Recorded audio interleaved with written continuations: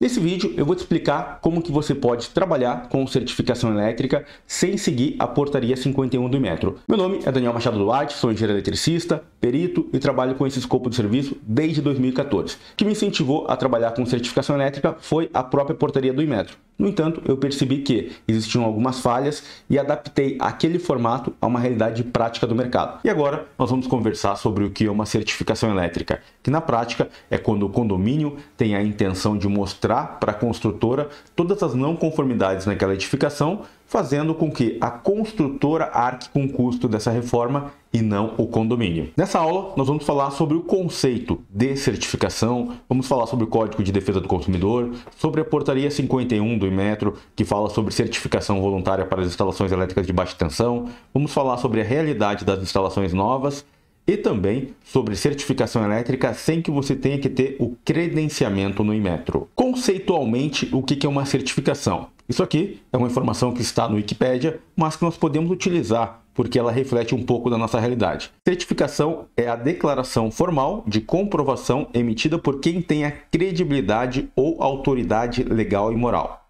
Credibilidade pode ser instituída por lei ou decorrente de aceitação social. Em termos de forma de certificação, ela pode servir para atestar a qualidade ou funcionalidade de produtos ou serviços. Isso é um conceito genérico sobre a palavra certificação. O que nós vamos fazer?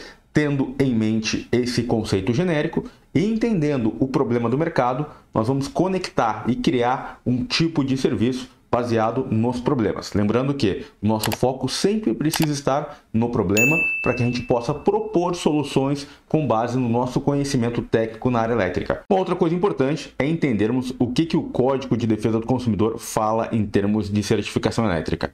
Na prática, é proibido colocar no mercado de consumo qualquer produto ou serviço em desacordo com as normas técnicas. Nesse contexto, as normas técnicas da ABNT, uma empresa privada que presta serviço no âmbito nacional, ela tem força de lei. Porque se você executar uma obra sem instalar, por exemplo, um interruptor diferencial residual, uma criança tocar numa tomada de uma cozinha, levar um choque e morrer, vai ser utilizado aquela norma técnica como referência, estou me referindo à NBR 5410, para poder penalizar o profissional que executou ou que projetou de maneira inadequada aquela edificação. Agora, deixa eu comentar um pouquinho com você sobre o que é a Portaria 51 do Inmetro. Na prática, ela foi criada em 2014. E a partir dela, eu criei esse serviço com um formato um pouco diferente para os condomínios residenciais. Olhando essa portaria, você vai entender por que ela não deu certo no Brasil até hoje e vai conhecer um pouco mais sobre uma outra oportunidade que é um serviço que eu ofereço para condomínios. Essa é a Portaria 51 do Inmetro. E aqui tem algumas coisas importantes. O objetivo dela é aprovar os requisitos de avaliação de conformidade para instalações elétricas de baixa tensão. No artigo 3, ela fala sobre o objetivo de instituir, no âmbito do Sistema Brasileiro de Avaliação da Conformidade, a certificação voluntária para instalações elétricas de baixa tensão, a qual deverá ser realizada por Organismo de Certificação de Produto, OCP, acreditado pelo Inmetro e estabelecido no país, consoante o estabelecido dos requisitos ora aprovados. Dando continuidade, eu vou pontuar para vocês aqui os itens mais importantes. Aqui nós temos diversas informações referentes às normas técnicas que devem ser utilizadas para realizar uma certificação. Temos um outro item aqui muito importante: solicitante da certificação para instalação elétrica. E aqui entra uma grande diferença do que eu vou passar para vocês no decorrer. Nesse caso, quem solicita a certificação elétrica é o representante legal que desenvolve atividades de projeto, montagem e execução ou manutenção das instalações elétricas. Traduzindo isso para uma linguagem mais simples associada a um condomínio, por exemplo. A certificação do Inmetro é como se fosse um selo que aquele condomínio iria receber atestando a conformidade das instalações elétricas. É uma certificação voluntária, ou seja, não é obrigatório o condomínio ter isso.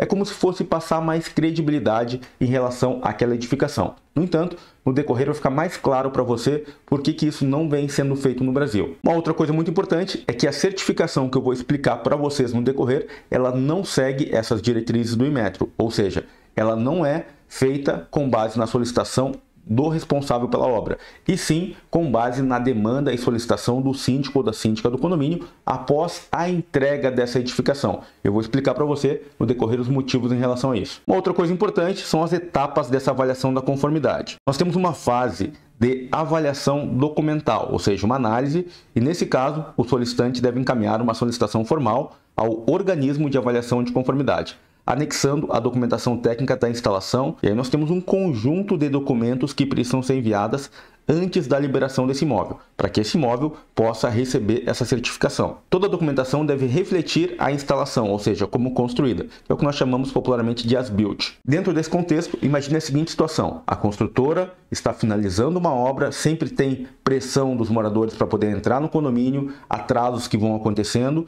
no entanto, ela para toda essa entrega para poder ter esse selo do Inmetro. Para ter esse selo do Inmetro, ela tem que mandar todos os projetos com as built, ou seja, exatamente como foi executado, sem entregar para os demais moradores aqueles apartamentos, porque ela precisa aguardar que seja feito o ensaio naquelas edificações e essa verificação de conformidade. Ou seja, isso é antes da entrada dos moradores na edificação. Existem algumas questões relacionadas ao tratamento das não conformidades. O solicitante deverá apresentar um plano de ação corretiva em até 15 dias corridos a partir da entrega do relatório. O que significa isso na prática? Você solicitou uma certificação do Inmetro, sendo dono de uma construtora, alguém vai lá, vai analisar esses documentos, vai até o local, verifica se está tudo ok ou não, vai encontrar algumas não conformidades e a partir dessas não conformidades vai elaborar um relatório. Com base nesse relatório, a construtora tem 15 dias para apresentar um plano de ação dessas adequações. E, obviamente, isso vai atrasando a entrega da obra. Então, para receber esse selo, fica muito difícil, porque o construtor ele tem como objetivo final fazer a venda. Só que durante a venda, as pessoas que compram esses imóveis, elas não estão preocupadas se tem um selo do Inmetro ou não. Elas estão muito mais preocupadas em entrar nesses imóveis. Pense o seguinte: se você fosse comprar um imóvel hoje, o quanto seria importante para você que esse imóvel tivesse ou não o selo do Inmetro? As construtoras perceberam isso também. Elas sabem que isso é algo que não é exigido, não está entre as prioridades das pessoas que compram imóvel. Por quê? Muitas vezes essa pessoa está pagando aluguel e quer entrar nesse imóvel o quanto antes para poder sair do aluguel. Existe uma questão de pressão para que a construtora termine essa obra o quanto antes. O que as construtoras não querem é ter, nessa fase final de entrega, um conflito com o Inmetro que possa gerar um atraso ainda maior nessa obra. A certificação também fala sobre ensaios e inspeções visuais, definindo aqui uma série de itens que precisam ser verificados. Isso tudo na fase inicial. E depois, essa edificação ela recebe um selo de certificado de conformidade, caso ela esteja de acordo com as exigências dessa portaria. O certificado de conformidade ele é um documento que contém um conjunto de informações, onde ele vai ter a logomarca do Inmetro e do organismo certificador. Em termos práticos, esse organismo certificador ele precisa ter o quê? Pessoas no Brasil inteiro. Provavelmente, eu não sei como isso funciona, porque eu não quis trabalhar com isso, mas eles teriam o quê? Um banco de dados de prestadores de serviço na área elétrica, talvez iriam fornecer treinamento para esses prestadores, teria alguma forma de monetização, onde obviamente esse organismo iria ganhar muito dinheiro em relação a isso. Agora imagine o seguinte: nós temos alguém, um órgão certificador, regulando uma atividade que qualquer profissional habilitado e qualificado na área elétrica pode exercer, que na prática é verificar a conformidade do que foi feito, é um conceito de engenharia do proprietário. E aí nós precisamos entender que não é necessário ter o Inmetro regulando isso, porque nós, como profissionais da área elétrica, eu como engenheiro eletricista, eu posso ir em uma edificação que foi entregue e verificar se o projeto foi executado em conformidade, se tem alguma não conformidade na execução da obra, se os materiais utilizados estão de acordo ou não. O que muda em relação à certificação do Inmetro? Nesse tipo de certificação que eu estou explicando para você nesse momento, nós fazemos isso sendo contratados pelo síndico do condomínio, após a entrega da obra. Isso geralmente acontece quando esse condomínio começa a ter problemas nas instalações elétricas. Isso pode ser, às vezes, um ano após a entrega, e eu já fiz laudos como esse para condomínios que tinham sido entregues há mais de 7 anos. No entanto, pela portaria 51 do Inmetro, toda a certificação elétrica ela é feita em uma atividade que antecede a entrega do imóvel, ou seja, os moradores ainda nem sequer entraram nesse conjunto habitacional. Dando continuidade, tem outras informações importantes também. Aqui a portaria fala sobre responsabilidades e obrigações. Obrigações do solicitante: fornecer ao Inmetro todas as informações por este requeridas, encaminhando no prazo de 15 dias corridos do recebimento da notificação os documentos comprobatórios. Ou seja, tudo aquilo que o Inmetro solicitar até mesmo posteriormente, vai sempre existir um prazo na fase inicial e também posteriormente para corrigir as pendências. Aqui nós temos diversos itens relacionados à inspeção visual. E aqui nós temos uma coisa muito importante. Nós temos aqui algumas atividades relacionadas a ensaios técnicos. Ensaio de continuidade nos condutores de proteção, resistência de isolamento, ensaio de tensão aplicada e ensaio de funcionamento. Agora, deixa eu compartilhar uma coisa extremamente importante com você nesse momento. Nós temos que entender que, muitas vezes, esses documentos são feitos com uma visão teórica de mundo ideal. E é muito fácil nós colocarmos as coisas no papel. O difícil é executar isso posteriormente. Imagine em um condomínio com 200 apartamentos. Quanto tempo você acha que você demora para fazer um ensaio de resistência de isolamento em cada apartamento? Essa atividade demanda muito tempo. Em termos práticos, esse ensaio ele é feito pela empresa de execução, ou seja, quem está construindo o prédio, executando as instalações elétricas desse prédio. Isso é obrigatório, previsto na NBR 5410. Verificar a resistência de isolamento com o objetivo de analisar se tem alguma falha na isolação ao puxar um cabo, fazer os ensaios de tensão aplicada. Isso é uma coisa que não é feito geralmente pela maioria das empresas. Alguns painéis que são comprados prontos já deveriam ser ensaiados e muitas vezes não são. Não é uma atividade de quem está indo fazer uma certificação. O tempo que esse profissional demoraria para fazer uma atividade como essa é gigantesco. O volume de horas técnicas seria muito grande. E obviamente que isso iria demandar um tempo muito grande, fazendo com que isso atrasasse a obra. Esse é um dos motivos pelo qual essa certificação não funcionou. É uma visão muito teórica do mundo ideal, sem conhecer a realidade prática no Brasil. Além disso, a portaria 51 do metro, ela traz outras questões relacionadas a ensaios nas unidades. Aqui nós temos, por exemplo, um conjunto de amostragem. Se a unidade tem de 26 até 50 unidades, devem ser inspecionadas 8 unidades. Se ela tem 281 até 500 unidades, devem ser inspecionadas 50 unidades. Ela acaba utilizando como parâmetro a NBR 5426 para definir o número de unidades que vão ser inspecionadas. No decorrer, eu vou explicar como que funciona isso na prática quando o síndico é quem te contrata. O que eu quero te dizer é que nós previamente já definimos a quantidade de unidades que nós vamos inspecionar, não necessariamente tendo que seguir isso, até porque muitas vezes nós teríamos que passar um volume de hora técnica para o condomínio muito grande e não tem porquê. Às vezes você tem um prédio com 200 apartamentos, se você visitar 5 ou 10 apartamentos típicos, você já vai conseguir entender que existe um padrão de problema para aqueles demais apartamentos, mesmo sem ter inspecionado. E aí, no seu parecer técnico, durante a elaboração desse laudo de certificação elétrica, você vai colocar como recomendação para revisar os demais. Agora, deixa eu te dar um exemplo do que acontece na prática. Essa aqui é uma edificação no qual eu estava passando na frente dela e tirei algumas fotos. Não entrei nessa edificação, só tirei fotos pela parte externa. Esses aqui são os eletrodutos utilizados no jardim. Nós temos um outro detalhe aqui. Por cima disso aqui vai vir terra e depois grama, e as pessoas não vão conseguir, ao comprar um imóvel como esse, saber o que tem por baixo. Esses eletrodutos, você já sabe que são inadequados, impróprios para esse tipo de aplicação. Aquele eletroduto que estava sendo utilizado naquela edificação é um material como esse, ou seja, impróprio para aquele tipo de aplicação, com resistência mecânica extremamente baixa. É um material muito barato no mercado. Ou seja, a construtora, para aquele imóvel de padrão classe C, classe B, está utilizando um material como esse. Imagina o que acontece em imóveis Minha Casa Minha Vida, por exemplo. A situação é bem pior. Nós temos também o uso desse eletroduto, que deve ser utilizado em parede de alvenaria. Ambos materiais são impróprios para aquele tipo de aplicação. Por quê? Com o tempo ele vai apresentar ressecamento, ele vai trincar, vai deteriorar, é um material de PVC, e daqui a 3, 4, 5 anos vai ficar somente o condutor na terra e aquilo pode provocar um acidente fatal. Só que muitas vezes a construtora não é responsabilizada por isso. E os moradores, ao comprarem um apartamento naquele local, eles não vão saber que esse problema existe. Eles vão ter conhecimento disso depois daquele imóvel ser entregue, passado 2, 3, 4, 5 anos e começar a dar problema no circuito do jardim. E muitas vezes, por desconhecimento, eles acabam arcando com o custo da reforma e da manutenção. Agora, eu vou te dar um exemplo prático de uma certificação elétrica que eu fiz para um prédio com 16 apartamentos. Nesse local, havia uma reclamação por parte de um morador de que a energia elétrica naquele apartamento estava muito alta.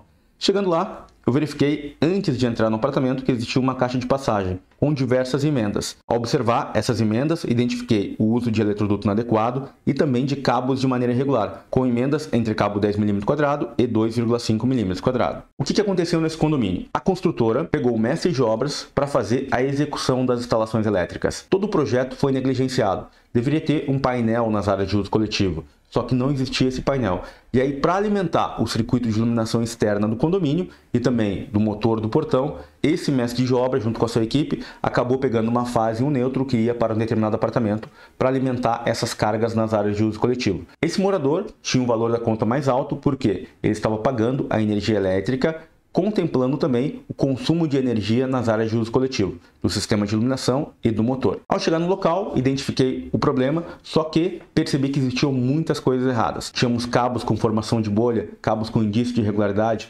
muita negligência em termos de projeto e também de execução e de material utilizado. Conversando com o engenheiro civil responsável pelo projeto, ele me informou que nem sequer sabia da obrigatoriedade do uso do interruptor diferencial residual. Também não sabia qual era a diferença entre ligar um chuveiro em tensão 220 volts ou 127 volts. E uma coisa que você precisa ter em mente de maneira muito clara é que, quando nós fazemos um laudo para testar a conformidade e identificamos diversas não conformidades, essa responsabilidade é da construtora. Ela responde na esfera civil e criminal e precisa arcar com o custo dessa reforma. Nesse caso, de maneira específica, olha só o que aconteceu. Todos aqueles problemas precisaram ser refeitos. O custo foi gigantesco para essa construtora. Esses eletrodutos foram substituídos. Só lembrando que aquele eletroduto é um eletroduto proibido. Nós temos que utilizar em parede de alvenaria esse eletroduto amarelo e na laje esse eletroduto laranja. Nós tínhamos mangueira sendo utilizada em um determinado trecho. Os cabos de todos os apartamentos de todas as áreas de uso coletivo também foram retirados. Imagine quebrar o asfalto, o custo que isso saiu para a construtora. Na parte interna, dentro dos apartamentos, foi feita a instalação com uma quantidade muito pequena de disjuntores, de maneira até mesmo desconforme em relação ao projeto. Esse quadro da esquerda precisou ser substituído, tudo foi retirado e depois foi montado esse quadro com a foto da direita. Só para você ter uma ideia, nesse condomínio eu fiz 2 laudos de certificação. Um primeiro laudo, fui até o local, fiz o laudo, entregamos para a construtora, depois disso ela fez as adequações, contratou uma outra empresa de projeto e uma outra empresa de execução. A síndica, não confiando no trabalho que foi feito, percebeu que existiam alguns problemas durante essa fase de execução, me contratou novamente para fazer um novo laudo. E aí eu fiz um novo laudo e encontrei mais problemas, obviamente que problemas diferentes, e aí isso foi para uma via judicial. Ou seja, a síndica e os demais moradores entraram com uma ação judicial contra aquela construtora para que ela terminasse todas as adequações, porque na fase final, devido ao custo, tudo que ela já tinha gastado, a construtora estava se negando de arcar com os custos finais dessas adequações. E aí surge uma demanda judicial agora, para que a gente possa trabalhar tanto como perito judicial nessa área, ou então como assistente técnico. Nesse momento, nos deteremos somente a parte de certificação. Tem uma outra boa notícia para te dar agora. Se você quer se especializar em certificação elétrica, tem um link aqui embaixo nessa aula, onde você vai poder se inscrever gratuitamente na maratona de certificação elétrica. São 5 aulas falando sobre diversos cases. Entre esses cases, eu tenho de maneira muito mais detalhada, isso que eu apresentei para você agora, onde eu fui até a síndica, entrevistei ela, tem o depoimento dela falando sobre esse caso, tem mais detalhes, muito mais fotos sobre esse problema. Também tem um problema de um outro local, um prédio comercial que eu fiz esse laudo também, e foi condenada toda a instalação elétrica. 2 cases muito importantes, onde eu entrevistei os clientes que eu atendi. Você vai ter uma visão muito mais ampla sobre certificação elétrica. Recomendo que você assista. Tem uma outra aula muito importante, onde eu fui até a Conduspar e fiz uma entrevista com um profissional que tem mais de 25 anos de experiência na área elétrica. Ele trabalha com cabos e lá nessa aula você vai aprender muito sobre cabo desbitolado. Lembrando que é um evento gratuito. É só você clicar no link aqui embaixo para poder se inscrever nessa maratona de certificação elétrica. Grande abraço e até o próximo vídeo.